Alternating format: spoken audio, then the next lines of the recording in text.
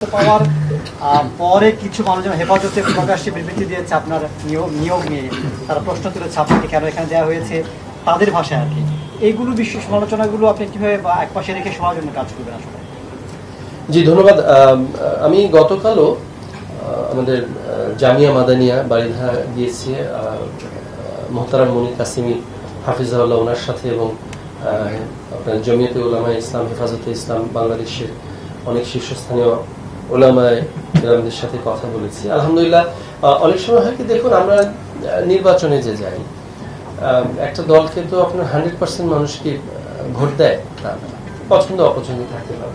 তেমনি ভাবে কোন একটা অ্যাপয়েন্টমেন্টকে 100% মানুষ পছন্দ করবে, বিষয়টা এরকমও না। আবার অনেক সময় হয় কি যে যোগাযোগের মানে আমি তো সেই মিনিস্ট্রিতে এমন না যে আগে আমি কাজ করেছি বা এই মিনিস্ট্রি রিলেটেড কাজ আমি করেছি, এই কারণে উলামায়ে কেরাম, উলামা মাসে মানে হাফিজাহুল্লাহ তাদের সাথে যোগাযোগ কথাবার্তা যত বেশি হবে ইনশাআল্লাহ, যদি কোথাও কোনো মানে ভুল বোঝাবুঝি থাকে সেগুলো নিরসন হয়ে যাবে ইনশাআল্লাহ। আমি জিনিসটাকে এইভাবেই দেখি। আরেকটা ব্যাপার হলো যে অনেক সময় থাকে যে সেম থিং, একই কথা যদি সরাসরি ক্লিয়ার করা সম্ভব না হয় অথবা কোনো bits and pieces of information যায়, তাহলে সেম থিং মানে অন্যভাবে ইন্টারপ্রেট হয়ে যেতে পারে। সেরকম কোনো কনফিউশন যদি থাকে, যেমন গতকাল যখন আমি বসেছি, তারা ওনাদের মোহতারামগণের কিছু কোয়েশ্চেন্স ছিল, কোয়েশ্চেন্স গুলো আমি আই বিলিভ যে আমি স্যাটিসফ্যাক্টরি আনসার করতে পেরেছি এবং ওনারা আমাকে স্বাগত জানিয়েছেন। আরেকটা ব্যাপার হলো যে ব্যাপার যেটা হয়েছে, আমরা তো কেবল অ্যানাউন্সমেন্ট হয়েছে এবং আমি আজকে ইনঅগারেশন বলতে পারেন আমি আসলাম।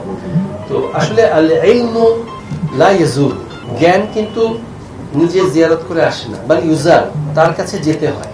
তো আমি ইনশাআল্লাহ বাংলাদেশের প্রথিতযশা ওলামায়ে কেরাম যারা আছেন, বিভিন্ন মতের যারা আছেন, সেটার সহাবস্থান নিয়েই বাংলাদেশে ধর্ম বিষয়ক মন্ত্রণালয় এবং ধর্মীয় মূল্যবোধগুলো এখানে ওয়ার্ক করে। শুধু ইসলাম ধর্ম না, অন্যান্য ধর্মাবলম্বীর যারা মানে নেতৃবৃন্দ আছেন এবং যারা আপনার ধর্মীয় গুরু আছেন, তাদের কাছে আসলে যাওয়াটা আমারই জিম্মেদারি। তো সেই হিসাবে যখনই ওনারা মানে আমারই যাওয়া দরকার, সেই যাওয়াটা হয়তো আরো আগে গেলে ভালো হতো, টুকটাক যেগুলো কনফিউশন থাকে সেটা দূর হয়ে যেত।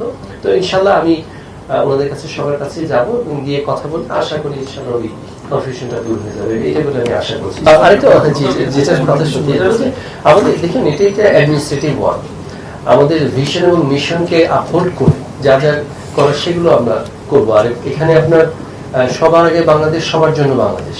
তো সেক্ষেত্রে বাংলাদেশের রাজনৈতিক প্রেক্ষাপট বলুন বা সামাজিক মূল্যবোধের প্রেক্ষাপট বলুন, ধর্ম বিষয়ক মন্ত্রণালয় একটা অনেক বড়, যদিও মিনিস্ট্রির বাজেট বা আকার ওই হিসেবে এত বড় না হলেও ইম্প্যাক্ট এবং সোসাইটাল ভ্যালু ইম্প্যাক্ট অনেক বেশি।